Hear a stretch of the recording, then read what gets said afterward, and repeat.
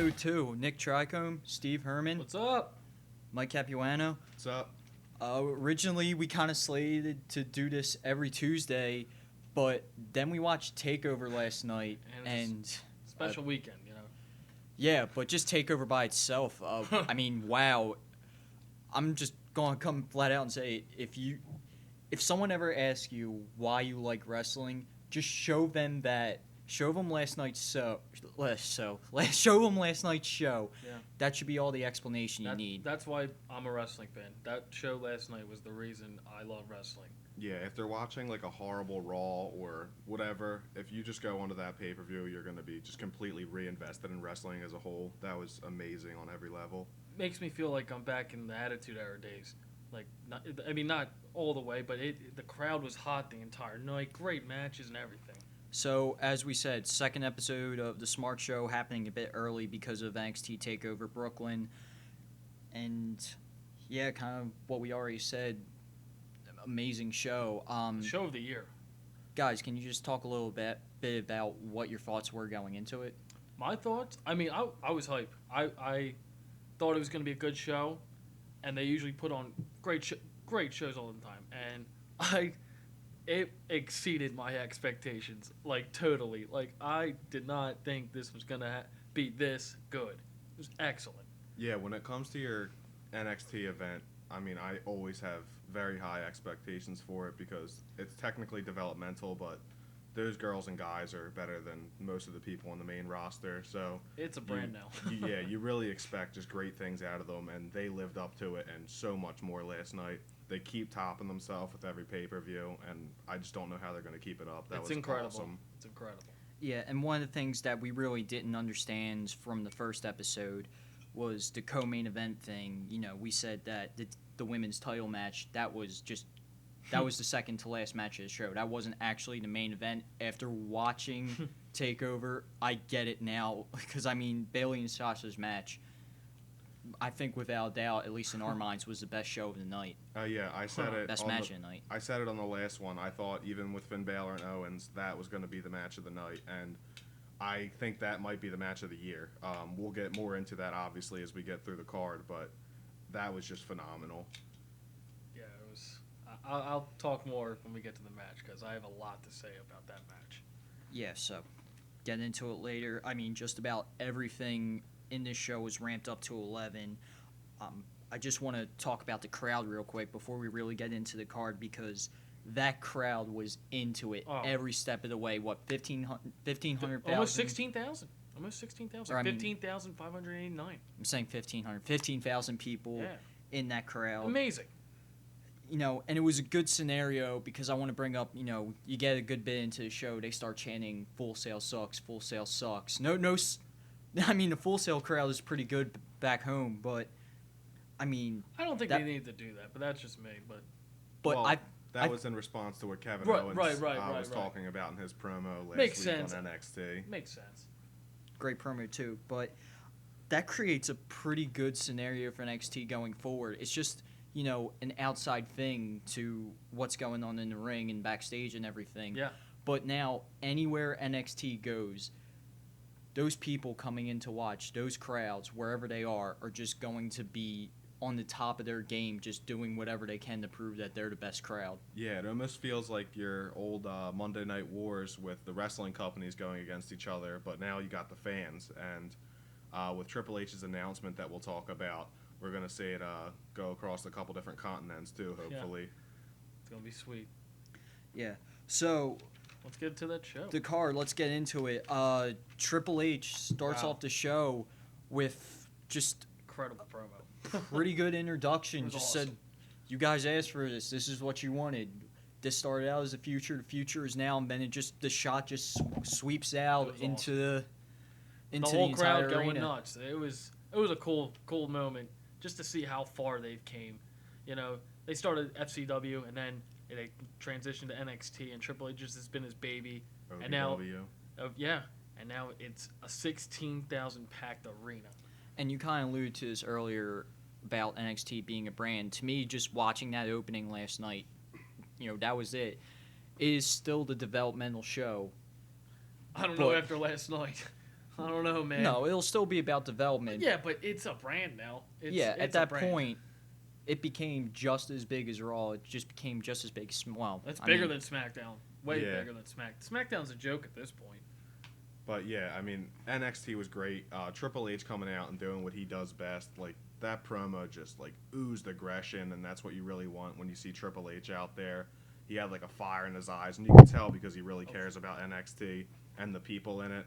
And that was just great. It was a great way to kick off the show, and it really showed us what was going to be coming up following it. Yeah, he didn't need to do it, but a lot of pride, a lot of fire in it. I mean, you kind of saw it throughout the entire card, too. We'll get into that as we go, just like a lot of things. But we'll start off with the first match, Tyler Breeze versus Jushin Thunder Liger. Yeah. I mean, this is one of the matches I was really hyped about because Thunder Liger's been wrestling for like 30-plus years. He's 50. Never been in a WWE ring, so it was pretty surreal. I mean, we've seen that a lot this year. Well, not that much, but Sting as well. Never been in a WWE ring as well. And this is what a kickoff show should be, or a kickoff match. You know, it's a quick match. It's not too long. It gets the crowds excited. They played off each other great with Thunder Liger, you know, mimicking Tyler Breeze and making fun of him. Yeah. Breeze getting, you know, great counters in, a lot of quick near falls. It was a great match, great way to start the show. Good opener. They got the crowd into it fast. Those two dudes know what they're doing.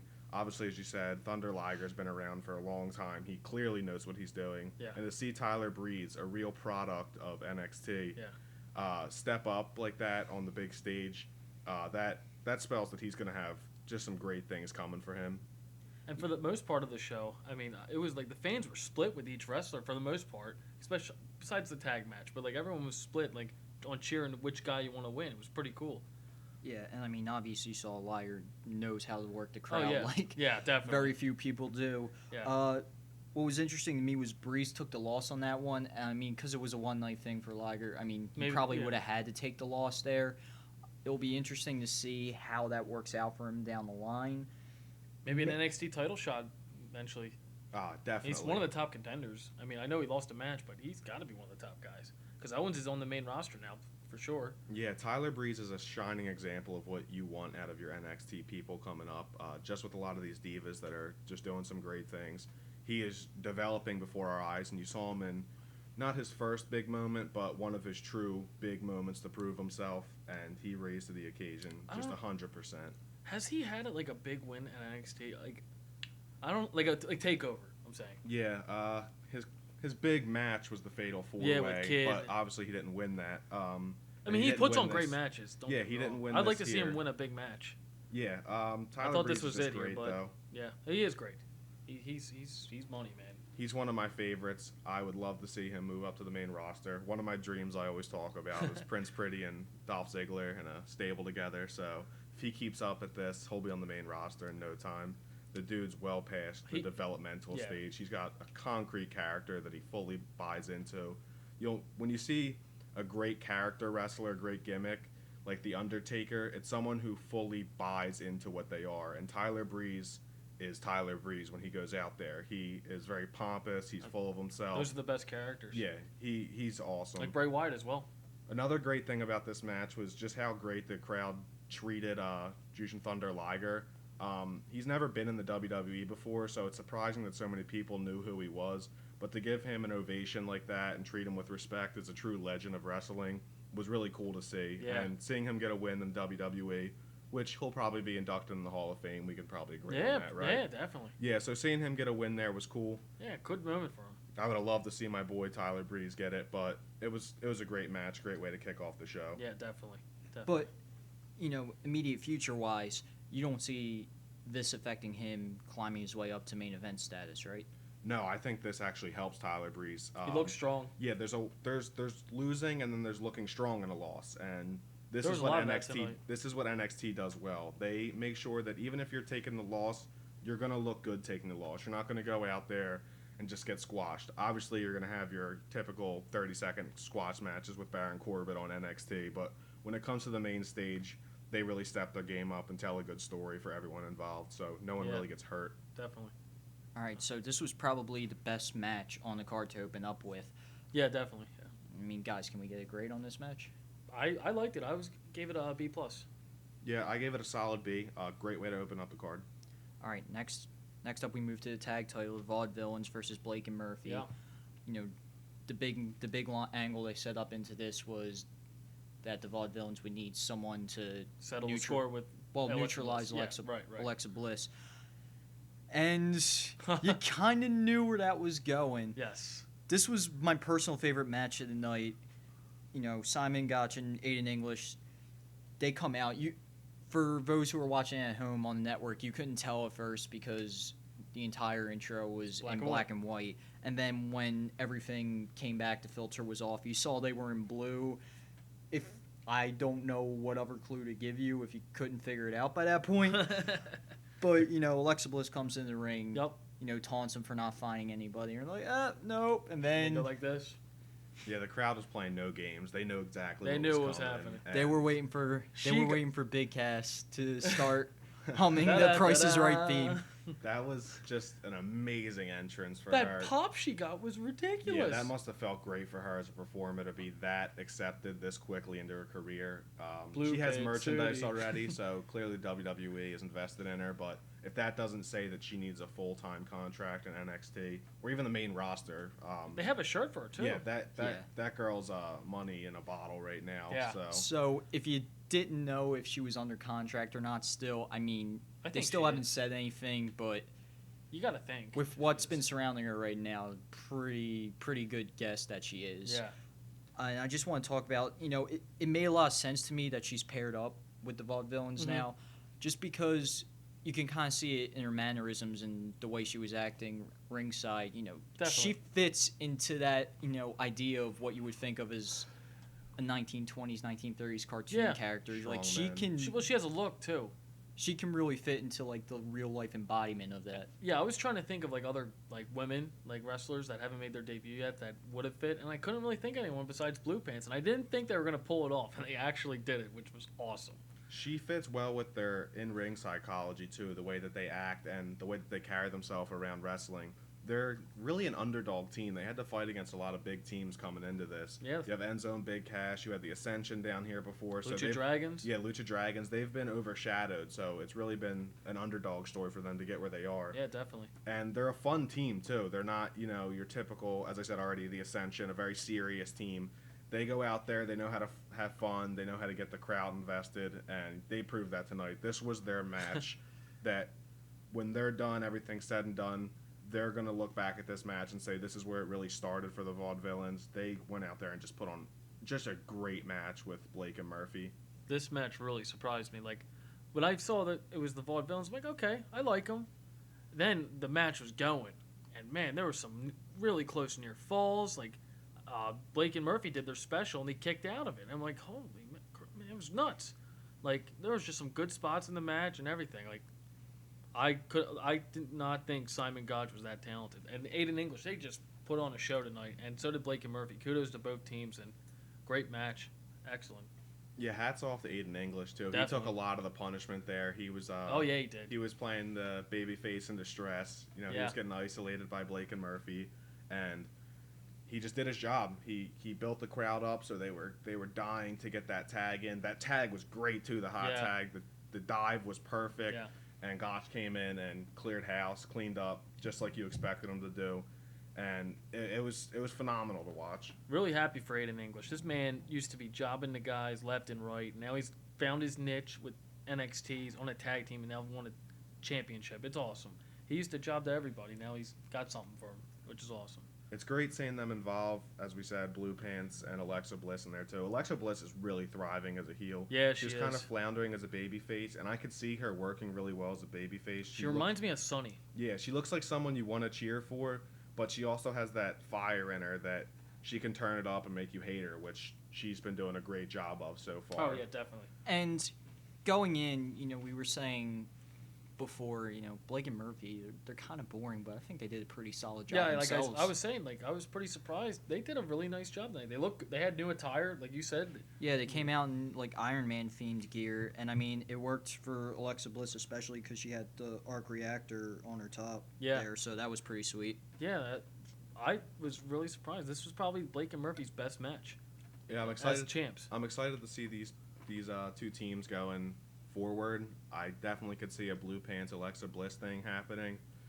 Clearly, they had their moment where Alexa Bliss got tackled and they distracted each other for the win at the end of the match. Yep. But going forward, these teams have some exciting matches ahead of them, I hope. Yeah, definitely. I agree. So can we get a grade for the tag title match? I loved it. I gave it an A+. I thought it was an excellent match. Yeah, I gave it an A-. It had everything. The part where, you had the vaudevillains looking away and you see Blake and Murphy sneaking around, you think, oh, nah, they're going to get the roll-up pin. This is, the match is over, typical fashion. But, Simon Gotch kicks out of it, and we exploded. We were all watching the show together. Yeah. That was just awesome. False finishes are great when they're done right, and they did it right. So everything included A- for me.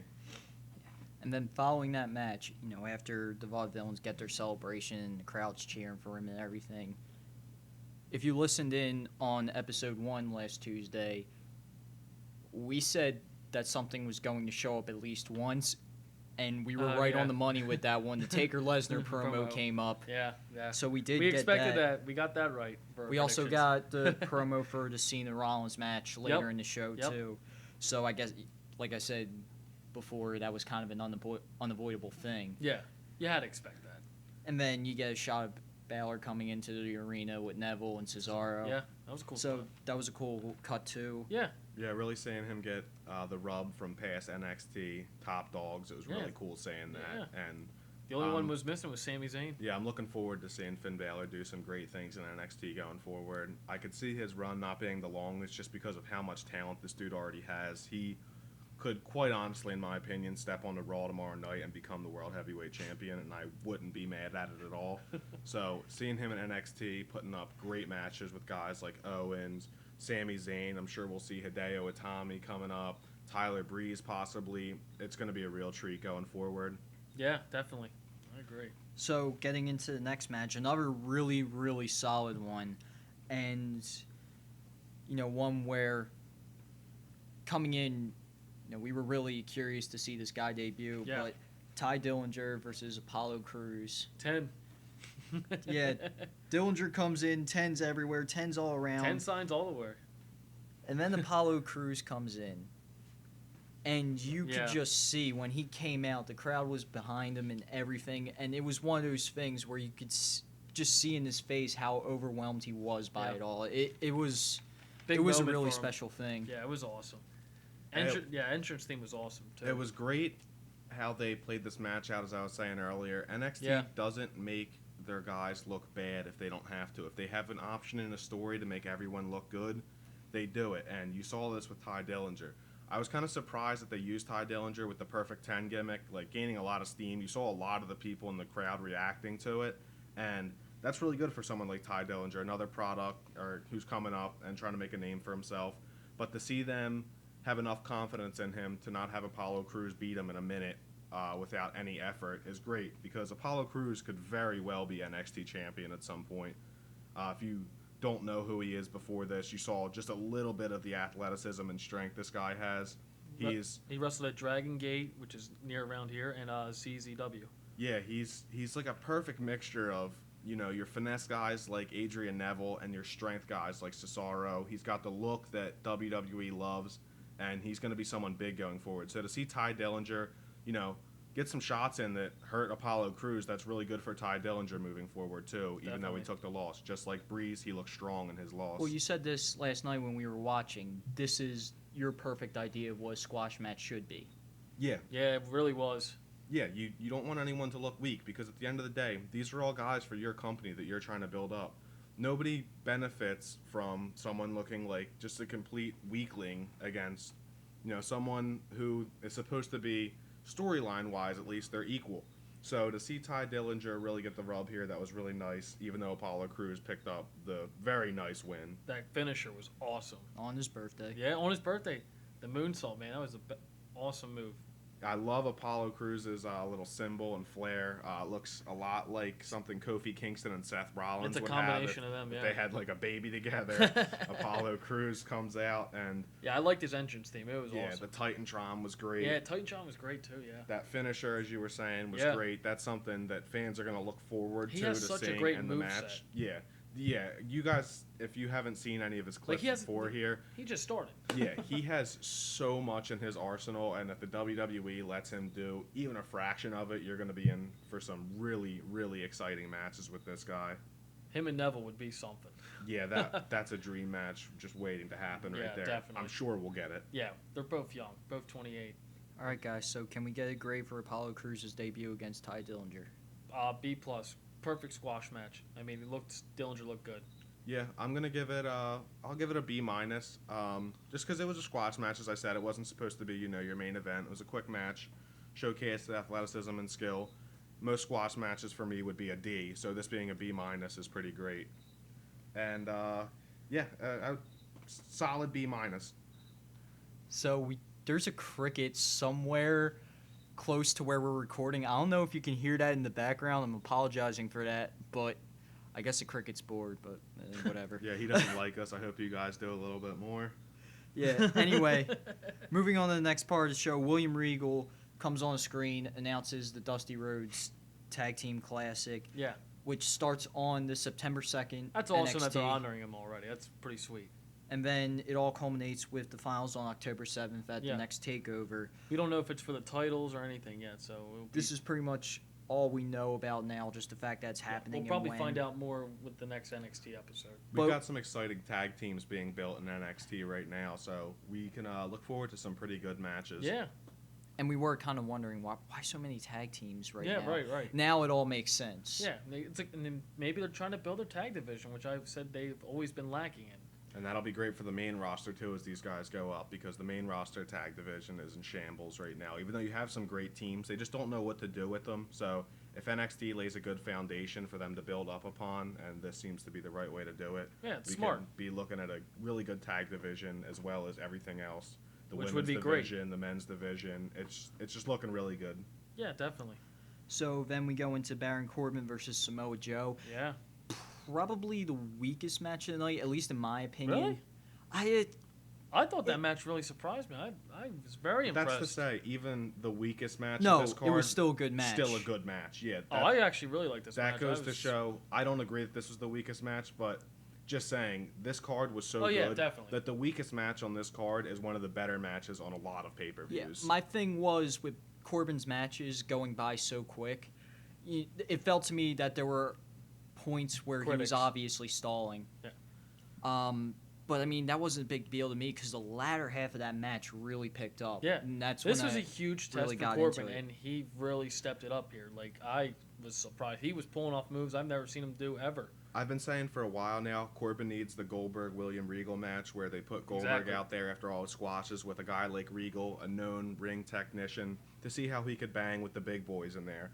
And putting him with someone like Joe is just great to test the guy against a top-level talent. And Baron Corbin rose above everyone's expectations. Most people did not expect him to do much there, but Baron Corbin just pulled out a great moveset for what we've seen from him so far. No, Yeah. the Regal Goldberg match is pretty infamous, but this That's what I'm saying. I'm not saying comparing it in He's not comparing terms Goldberg of to- quality. I'm saying Corbin needed to step into the ring with someone just like Goldberg did. Goldberg floundered in his, obviously. Corbin really here stepped it up. worked. Yeah. We're just getting tired of the squash matches. We want to see this man wrestle a little bit, and he actually wrestled like a 12-minute match. And I personally it's- think yeah, that's the yeah. death of Corbin's squash matches. That match right there, he proved that he can step in the ring with someone and put on a match. Even though there was a lot of rest holds and But you gotta them expect laying that. on the ground a lot. It was a heavyweight brawler match, so you're not going to have Baron Corbin doing a 450 splash off the top Well, ropes. it's not like Corbin's fighting like a faster guy like Neville or Tyler Breeze or something too.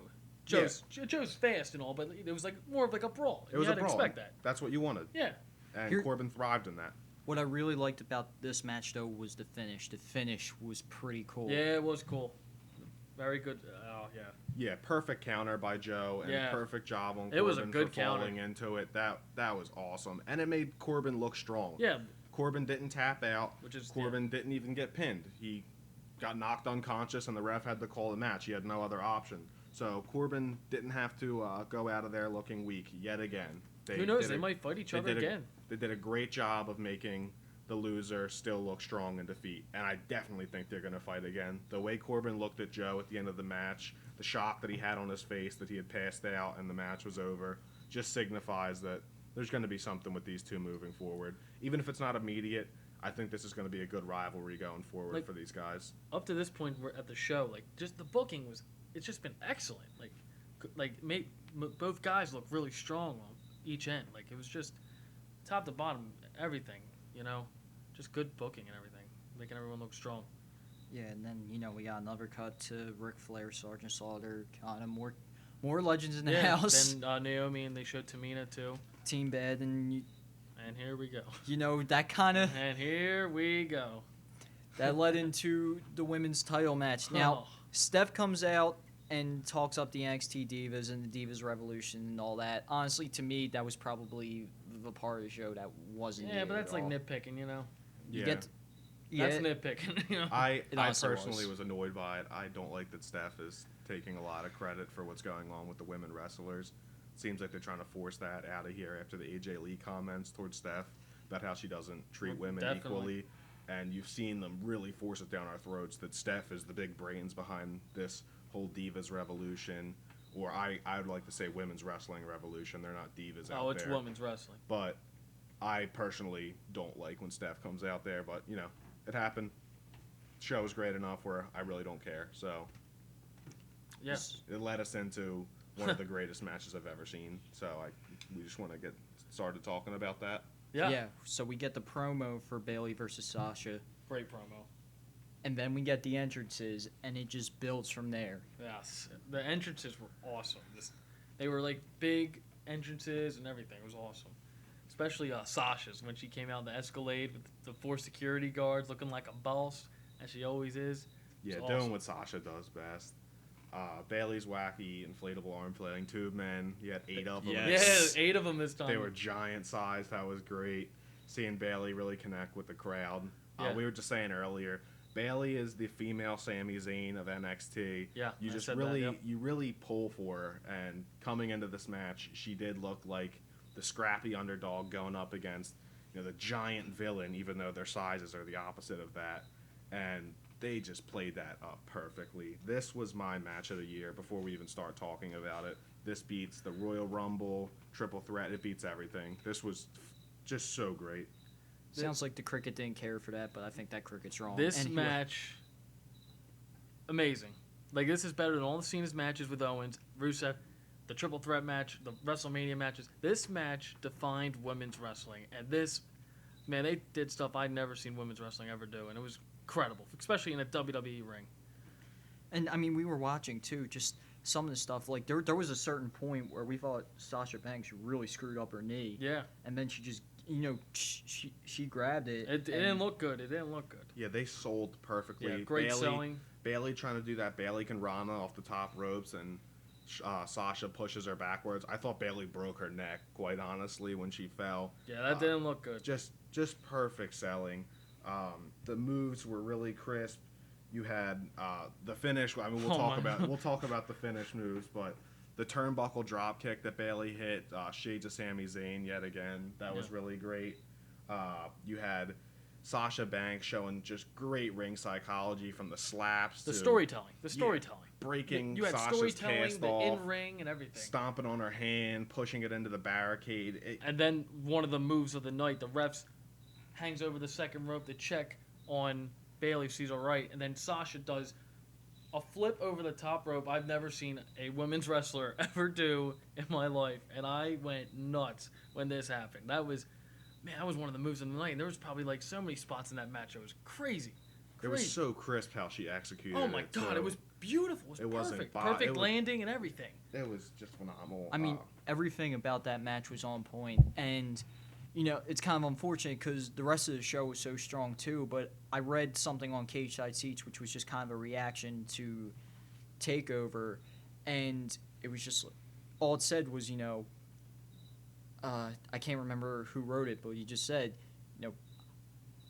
I want to talk about everything, but everything else is going to be a bullet list compared to the women's title match. Because really, there was that women's title match, and then there was everything else. It's the best match I've seen in the last couple of years. Which is amazing, because right after that, you have Owens and Baylor for the NXT title in a ladder match. And we'll get to that in a second, but this deserves time to be talked about. This match really has just this match should have changed people's perspective on women's wrestling, especially Vince and Kennedy McMahon. And this is a story that was years in the making, with Bayley becoming the NXT champion.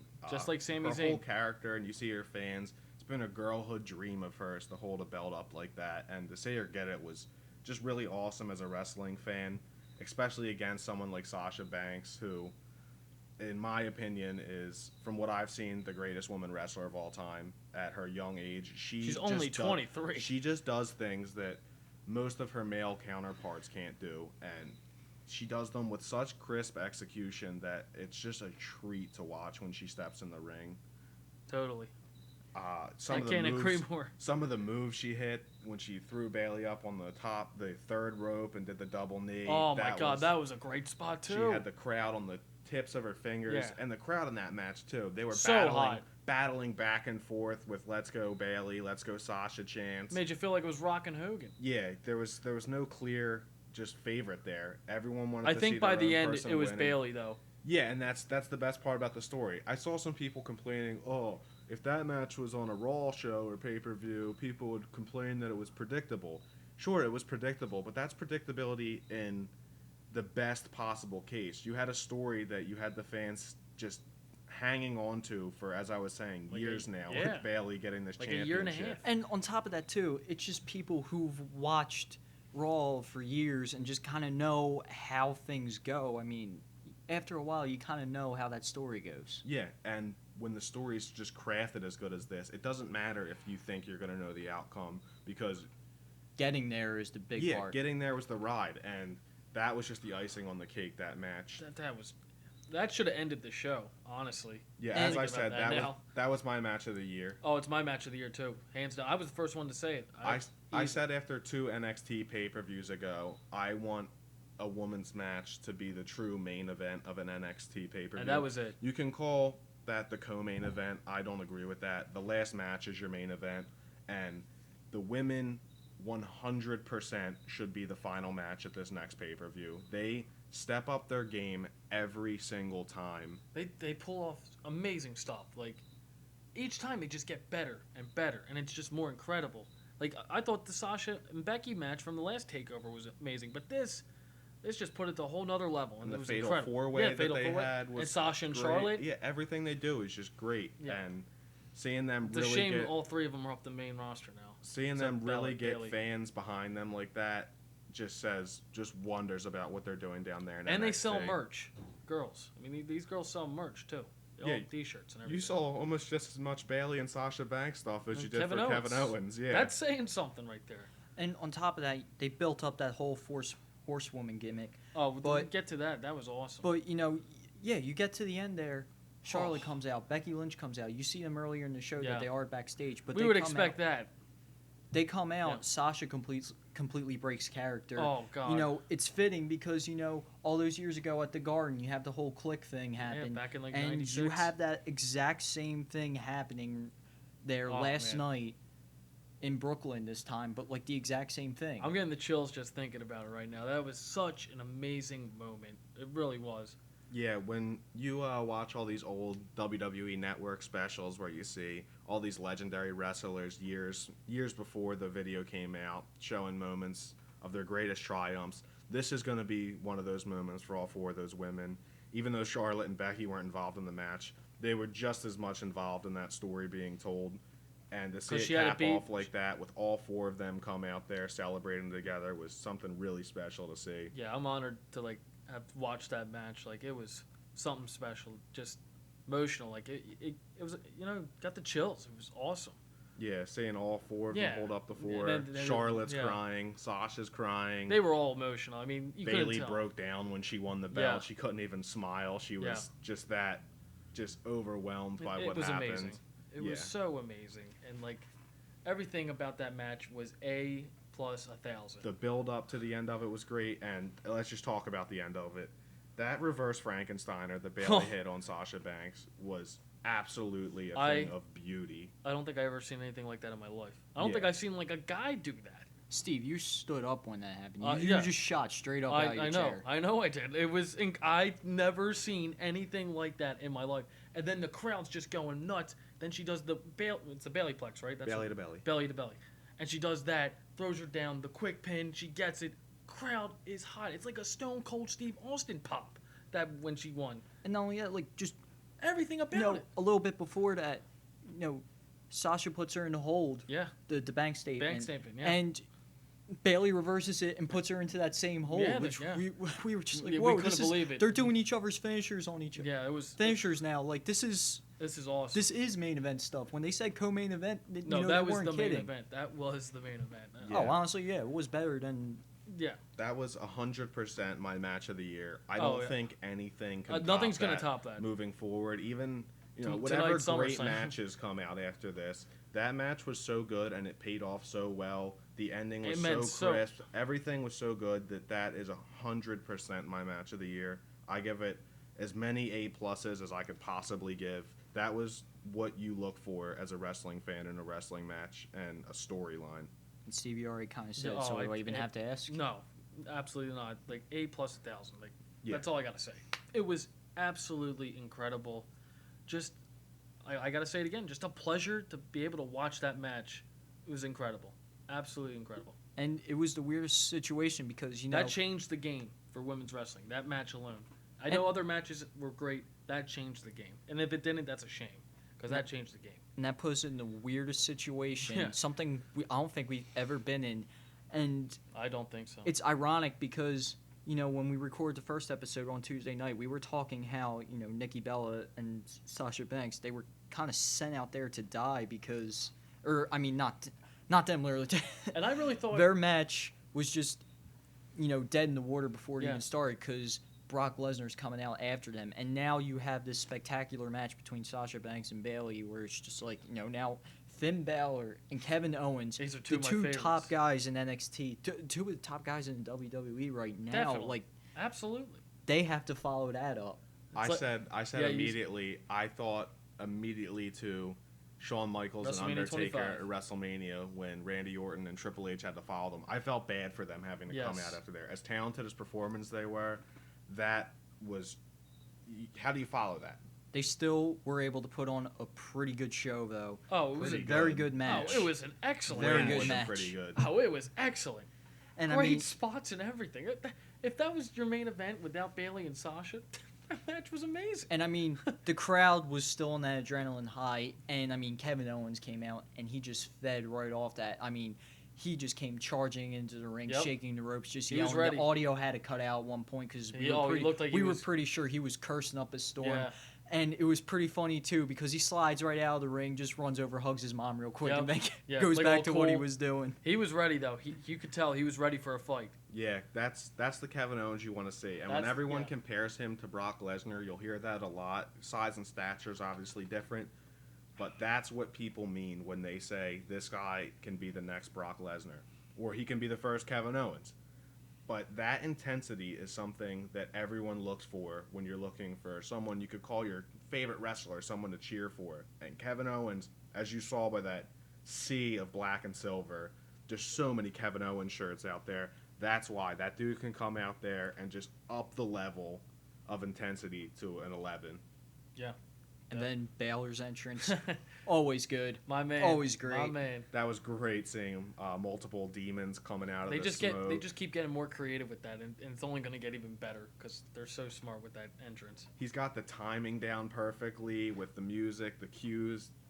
Just a great way to follow that match. I didn't think they were going to be able to do it, but they really stepped up and got us started on the right foot. And while the crowd's loving it, then they show Owens just sitting in the corner, just in a chair, just sleeping. Yeah, just Owens doing what Owens sleep, does Owens best. sleep. We said just that look of this is 5 minutes of my life I can't get back. It looked like he was sleeping at one point. Yeah, Owens is the best heel that they have. One of the best, not just now. Owens is one of the best heels they've ever had. Just giving the short amount of work that he's had to prove himself.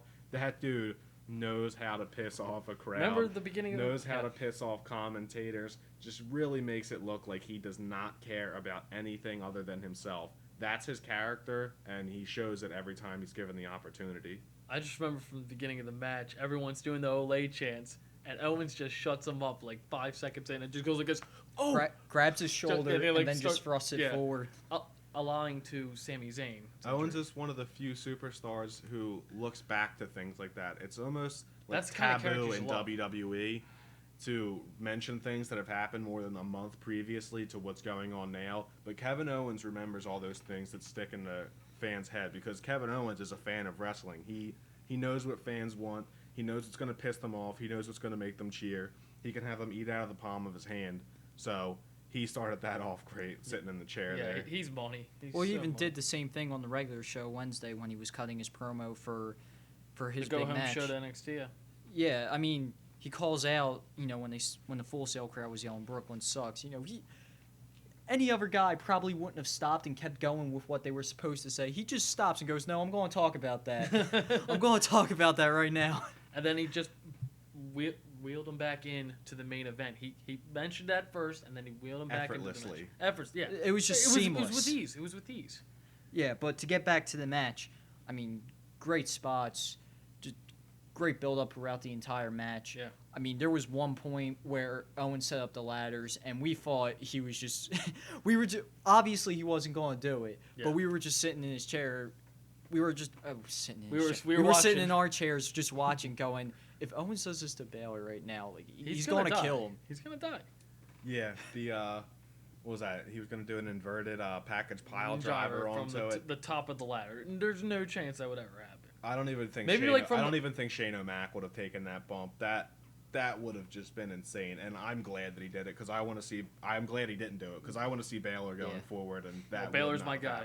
So they knew where to draw the line with the spots in there, and that's not to say that they didn't take some ridiculous They probably put some spots. serious thought into doing that, though. Yeah, they're two guys who go out there and they put it all on the line. But in the end, just a tease. And then, you get the coup de grace off the very top of the ladder. Yeah. Not the very top, but the second. Oh, it's top. The very last. You can say one. top. The top, yeah. Which he had the belt right in front of his remember, face, and that's something that you want out of a champion, someone who's not just out there to win. That's what that's like a Jeff Hardy. That's like a Jeff Hardy. You want someone who's out there to entertain the fans, and Finn Balor just 100% knows how to do that. Yeah. I just remember before he did his special, I'm like, I yelled, "Best pay-per-view ever!" before he did it, and then he did it. I'm like, "This is amazing. This is absolutely awesome spot." There were so many good spots in that match. I remember one point I thought Owens really hurt his head when he was going to do the inverted package pile driver, and then Baylor hit Owens on the top of the ladder. Just bounced off those ladders. You got to remember, that's a human body. Yes. If you fall in regular life, you slip walking somewhere and you hit the ground, that usually hurts. These dudes are falling onto either wood or steel. It's not like it's any of them are softer than the other. Right. And to see him do that, knowing that he has a match the next night and possibly the night after that on Raw too, really speaks volumes to how dedicated Kevin Owens is to his craft. So it shows really how much he loves pro wrestling. Yeah, it's really cool to see someone like that get the opportunity to perform in a main event. And I also want to point out too, just kind of to the humor of Kevin Owens, where he has Baylor pinned up with the ladder, pinning him to the ring. Yeah. And, he just starts running down the ramp full speed and then just stops at the end, walks, and just punches him in the face. That's Owens for you, man. That was great, too. Owens is great. That is Kevin Owens for As you. we said already, Owens is money. Yeah, and this, I would hope, have Vince open his eyes a little bit with that match. I'm just going to have to just go right out, give that match an A. I thought it was going to be hard to follow, but they really stepped up. Yeah, they did. That was a great ladder match. That's what I expected when I heard Kevin Owens and Finn Balor were going to be fighting in a ladder match. Easily an A. I would agree. Hey, it was a great match. Very great match. Especially great spots given and everything that with the they ladders. followed those women. And you know what's even better? Like, other matches, they were chanting, "We won tables," but by the end of it, they didn't care because all they were using was the ladders, and that's all they needed with those guys because they're so talented. They don't even need the ladders. Look at Razor Ramon and Shawn Michaels with their ladder match. Yeah, exactly. You All they used was ladders. Yeah, you don't need a bunch of things to make a great match when you have talented performers like that, and talented performers are, it might be the best way to describe those two guys. Just truly talented guys. Ladder matches, if it's like a single one, it's like a pave way to guys like Triple H Rock at SummerSlam, which we'll be watching later tonight, and Razor Ramon and Shawn Michaels SummerSlam '94. I mean, it's a pave way for guys to get up in the main event spot. Yep, maybe that's something we could see. Maybe that match is going to be just like I said with the 4 Horsewomen before here. That's something you'll see at WrestleMania. You're going to look back at their careers, and this is going to be one of those matches that stands out. That Definitely. was awesome. Great way to cap off the pay-per-view. They really had a nice feud. That match in Japan, both great matches. And this is just the beginning. Just like him and Sami Zayn with Owens. Owens has like 30 feuds already. It's ridiculous, you know. Another testament to how great he is. Yes. He can channel all that at the same time. It's quite incredible. Quite incredible. So show ends. Balor defends the title. Holds on to it. Now I got a question. Who do you think's the next guy to challenge Finn Balor? How close is Sami Zayn to returning? Because if it's him, I don't think it's gonna gonna be him because Zayn said he might not be back till like December. Okay. You know who it could be? Tommy. I was about to say I know Hitami. Because I know Tommy's pretty close to being back. Yeah. He said October. If I'm not mistaken, is when he's going to be back. What a great And October 7th is the next TakeOver event. Yeah, you could definitely see a Tommy. You could see Joe catapult up there quickly. Maybe Baron Corbin. Corbin's building himself up. Maybe Breeze. Tyler Breeze building himself up. Not a Cruz yet. No, Cruz has a little bit to go. He's got to prove himself against some of the younger guys. Yeah. But as I said earlier, Cruz will definitely be in that contention at some point. Cruz will be there for a year at least. Yeah. Because he's young. He just turned 20. He turned 28 the other day. So. But yeah, it's one of the great things with NXT right now. There's not just a clear guy that's okay. Oh, you beat him. Now you're moving on to him. There's so many talented dudes down there that we don't know who's going to fight him next, and it's going to be fun to see who it's going to be. Yeah, definitely. So getting back to TakeOver, show wraps up. Like I said, Balor defends the title. Just holding the title on top of the ladder. Just a fantastic show overall. Everything done pretty well. Just getting back into general thoughts about the show. This was slated to be a 2-hour show. It went a little over. Went 2.5. 2.5 hour show? Yeah, 2.5 hour show. 2.5 hour show. They didn't care because it's their network. They can go as long as they wanted to. Yeah, but this was a show that didn't have to. It was originally like SummerSlam. It's 4 hours. It was originally scheduled to be a quick show, but they had to go over. They set it up that way. And Mike, you said it last night. You know, this is proof. You don't need 3 hours of time to get your point across. It's one of my biggest problems with Raw. I feel time doesn't mean quality. Just because you have more of it doesn't mean it's better. If you know how to tell a story and you know how to execute, you can do it in whatever time's allotted, and that's what these people proved last night. I just feel like with the 3 hour Raws, they're just thinking money now with the ads and everything they get. Yeah, I've said, you know what I mean? They've grown very complacent in making the constant money that they have on Raw, and you got to accept that. People always say, "Oh, I want the Attitude Era back." Well, there's no WCW fighting them right now. TNA is not even in the same ballpark. TNA is like Little League Baseball compared to the and we MLB. thought Ring of Honor could have been okay, and they're not getting good ratings. And now they're at the 11 o'clock hour compared to the 8 o'clock. And then there's, Lucha Underground, it's pretty good. I mean, I know you guys don't watch that, but I've watched some of it. It's pretty good. But, yeah, but overall, that was just a great pay-per-view. Yeah, and plus, to kind of add to that real quick, we're in a time where, the stuff from the Attitude Era, you really can't get away with on TV now. I mean, I'm sure there's other workarounds and stuff like that, but, I'm sure it's not even worth it to do it at that point. And you need a challenger. I was definitely one of those people who was so gung-ho about, the Attitude Era this, the Attitude Era that. But this is a time where you look at this roster and the people that they have where I don't want the Attitude Era. I want something new. And just the level of amazing performers that they have.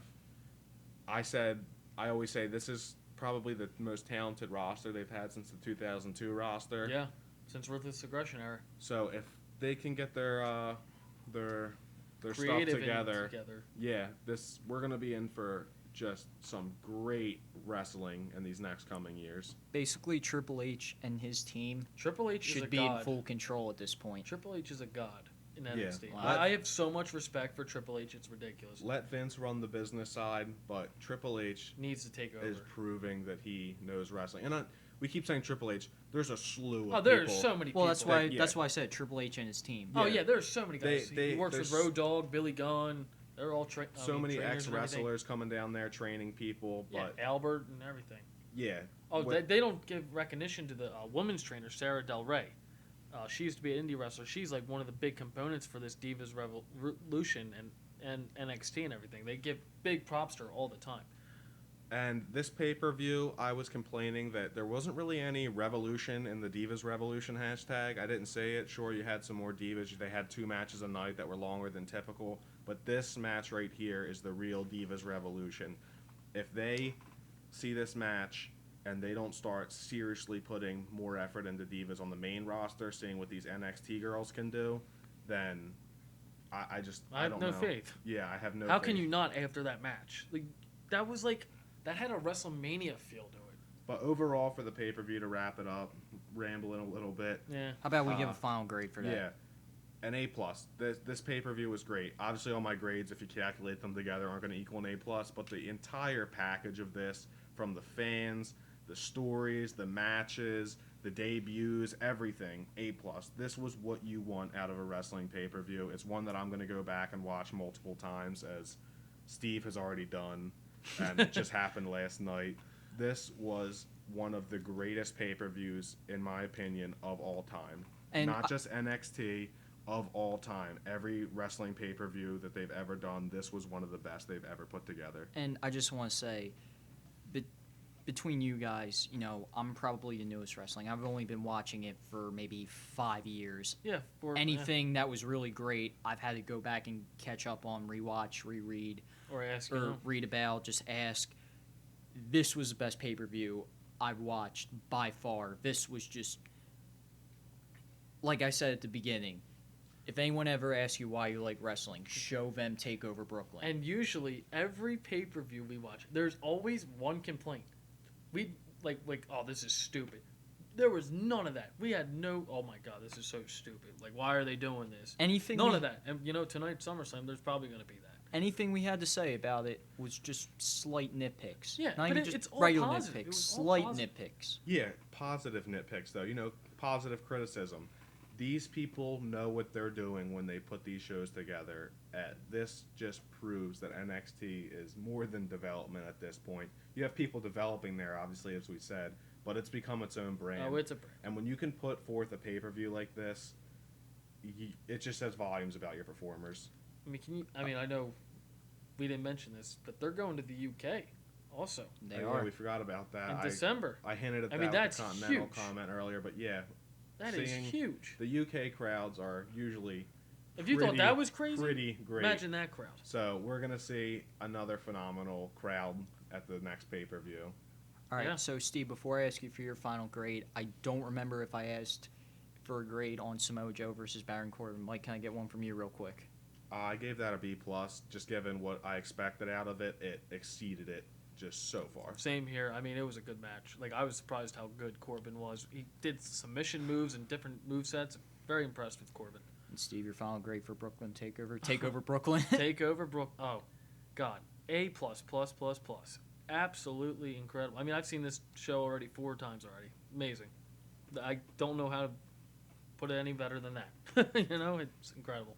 And I gotta give it an A+ too. And we're going at the time of this recording. SummerSlam is already a good 10 minutes in. Yeah. So, really, all I have to say about that is just, SummerSlam, Vince, everyone in control of that show. You got big. You're on the floor now. Make your move. Because if this show stinks, they are gonna take over that crowd. The crowd's gonna go nuts the entire night. They got some big shoes to fill after last night, so we're looking forward to that. Let's hope it happens, yeah. but I don't see it. But let's hope. Fingers Cap, crossed. you said too, just when the show wrapped up last night, we kind of lessened your expectations for SummerSlam, and you really don't have any now. Yeah, I've got all the wrestling that I could possibly want out of this weekend, so anything that comes out of the SummerSlam pay-per-view is just going to be pretty good. And I'm going into it with an open mind. I'm not going to be negative towards it. It's SummerSlam. Every year they pull something big. It's pretty much become the Brock Lesnar show these past couple years with him just having great matches. So I'm looking forward to it and can't wait to get into the match. And SummerSlams usually are their best pay-per-views this year, but let's see what happens with this one. All right, so let's wrap this up. Ladies and gentlemen, this has been the second episode of the Smark Show, the impromptu NXT episode. I'm Nick Tricom. You can find me on Twitter @It'sNick. Steve? I'm Steve Herman. Follow me on @SteveHerman10. And I'm Mike Cap. You still can't follow me. All right. So that's it for us. Till next time, guys. Enjoy SummerSlam, or at least try to.